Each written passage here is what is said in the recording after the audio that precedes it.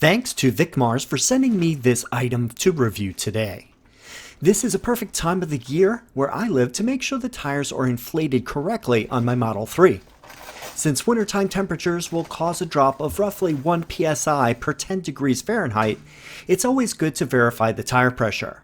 Luckily, my tires over the last 4 years keep their inflation pretty well. I just seasonally increase the tire pressure for the winter and decrease it for the summer. This is the Vicmars D63 Air Inflator. As the box says, it offers fast inflation, multifunctional usage, and pressure measurement. The weight is 630 grams or 1.4 pounds. Opening the box with my utility knife, I flip open the lid. Inside we find a black polyester storage bag with a drawstring. Inside this plastic bag is the tire inflator itself. The product has an unusual design and in fact has won 4 awards for it. The main unit has kind of a double cylinder look to it. The dimpled surface contains a number of vent holes for drawing in air. In fact, there are over 200 vent holes for airflow. On the bottom is a label with some stats. Notably, its rated power is 80 watts. It inflates up to 3.5 bar or 51 psi for car tires. The lithium battery capacity is 2500 milliamp hours, which is for each cell, for a total of 5000 milliamp hours or 18.5 watt hours at 3.7 volts. There is also a sizable fan grill here. The high-speed fan keeps the device cool while operating. On the side, starting with the far left, is the power button, then the LED light and mode button, then the pressure increase and decrease toggle, and then below that is the USB-C charging port. And on the top right is an LCD screen. Let me remove the 2 twist ties holding the inflator hose for shipping. One end of the hose is connected to the right side of the unit, and the left side is where the inflator end is stored. Here is the instruction pamphlet. It covers charging, how to use it, the adapters that come with the kit, and then there is an FAQ and customer support info. On the back are warnings and specifications. There is also an air pressure reference table and instructions for use and the display screen. I'll do a quick demo in a little bit. Under that is the warranty card, and by registering you get an additional 2 years of coverage, bringing the total to 4 years of warranty. The accessories kit box has a cable and the accessories that come with it. This is the USB-C cable for charging the inflator. It has a USB-C for the input on the inflator, and on the other side of the cable is a USB-A as well as a USB-C plug underneath it. The bag of adapters includes a needle valve adapter for sports gear like basketballs and footballs. This is a Schrader Presta valve adapter for Presta valve bicycle tires. And lastly is a nozzle adapter for inflatables like beach balls. And that's everything that's included in the box. Here are the measurements for the main unit. It has a length of 5 5/16 inches or 15 centimeters, a width of 3 9/16 inches or 9 centimeters. The depth is 2 1/16 inches or 5.3 centimeters. The inflator hose is 20.5 inches or 52 centimeters long. Here's an interesting view that shows the relative size next to my iPhone 13 Pro. It's basically the same height and width. But of course the depth is much thicker. Before using, it's best to fully charge the inflator battery pack. I will use the included USB cable. You will need to provide a USB charger, either a wall charger or power brick, for example. The one I used is a 9-volt, 2.2 amp AC adapter for an Apple iPad. The manual suggests using at least a 2 amp version. I used a 1.5 amp AC adapter and it did not work.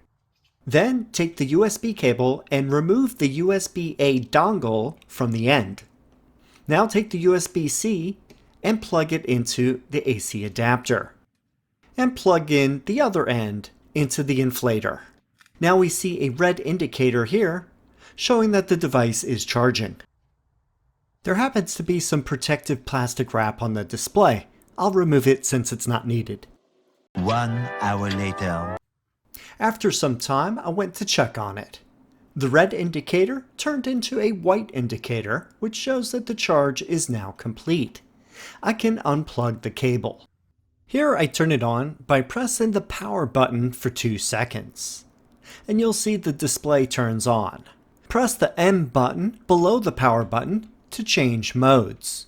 Cars have 15 to 50 psi, bikes 20 to 150 psi, motorcycles 4 to 43 psi, balls 4 to 16 psi, and customized anything from 4 to 150 psi.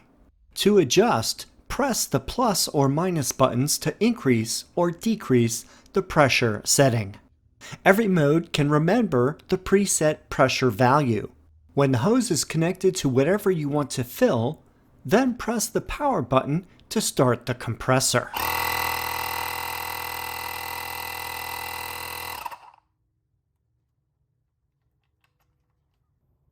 Press the M button for a couple seconds to turn on the LED flashlight.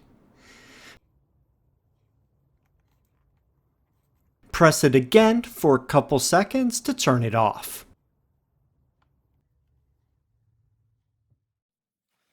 Let me test it out on my car. I'm going to do the front driver's side tire for this demonstration. I chose this one since the valve stem is near the top of the tire. Notice that the inflator hose easily reaches the top of the tire even when the inflator is placed on the ground in front of it. After I remove the valve stem cap, I then attach the hose to the valve. I have the inflator on the 5th preset, which is custom, and it is set to 42 psi, the pressure recommended by Tesla. Once it's connected, I can then press the power button which starts the inflation. It only takes about a minute for it to reach the desired pressure level, then it automatically shuts off at the target value. Unscrew the end and place the valve cap back on, and I'm done. FYI, it's recommended to inflate the tires when they are cold, which means that it has not been driven for several hours before inflating. I usually do it first thing in the morning after the car has been parked overnight. Also, this can be used for my other cars. For example, my Volvo has 20-inch wheels. The inflator hose easily reaches the valve stem on this tire as well. I'm guessing up to 22-inch wheels should not be a problem. Now I'll demo the LED light.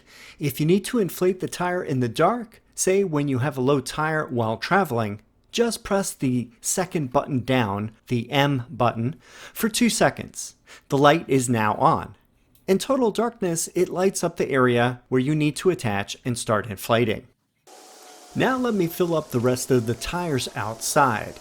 Here is a quick run through of the inflation of the 3 tires from 39.5 psi to 42 psi. For all 3 tires, it only took 6 minutes total, or 2 minutes each. A tire inflator is a basic emergency accessory that all cars should have, especially when traveling. The inflator also has overheat protection in case it runs too hot. After inflating the 3 tires in a row, the main unit didn't even get very warm at all. I also noted that the battery gauge is also pretty full, so the battery pack is plenty big. The construction on this inflator is really good. It's solid and nothing creaks or flexes. Unfortunately, the Model 3 does not update the tire pressure while the car is parked. I need to drive the car for at least a few hundred feet before the car updates the display with the current pressure reading. Since today is a little warmer than usual, the 43 psi that shows up is not a big deal. My normal winter temps are around 40 to 50 degrees Fahrenheit, so the tires will be roughly at 42 psi at those temperatures. As I mentioned before, the tires should be inflated when they are cold and not being driven for a while. Driving the car can easily increase the pressure from 1 to 3 psi over the cold measurements, so keep that in mind. By the way, I checked to see how long it takes for the inflator to turn itself off. It takes just over a minute, 82 seconds to be precise, so you don't have to worry about the battery draining. Here's how the inflator works with one of my bicycles. Change the preset mode to bike, and then adjust the proper pressure that you need.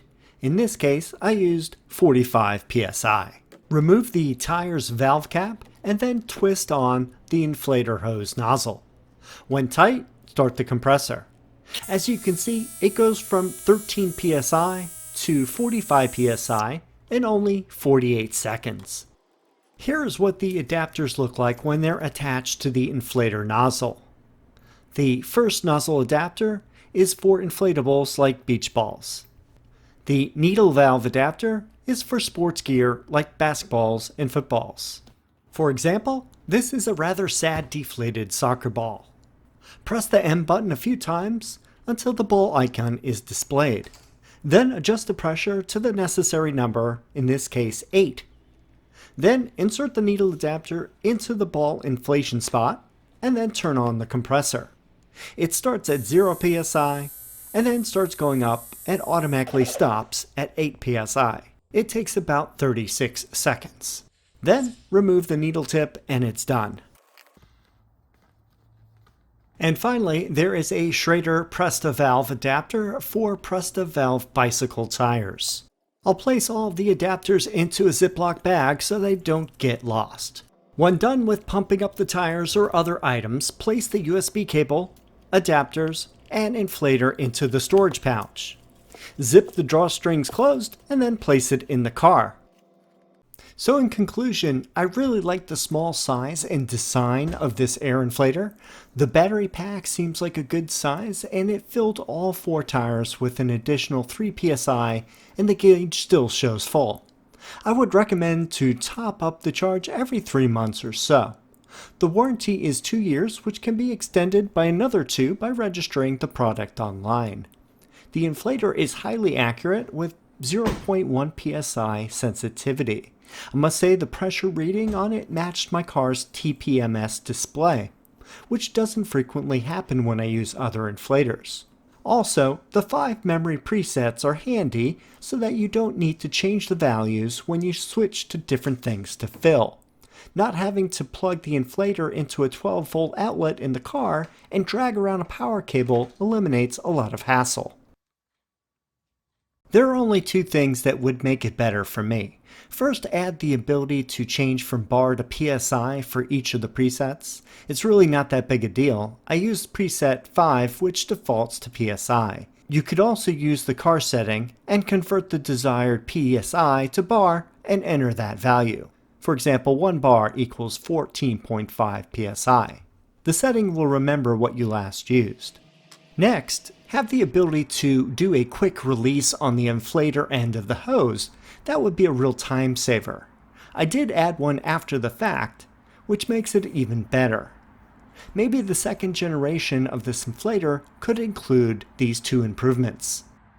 If you're interested in this product, please see the video description for the link. I also have the link for the quick release adapter too. It's a little on the expensive side, but this is a premium product and I feel it's worth the price, and I definitely recommend it. If you use the discount code and the coupon that's on Amazon, you'll get 20% off the order. If you have any questions or comments, please leave them down below. Thanks for watching, and I will see you in the next video.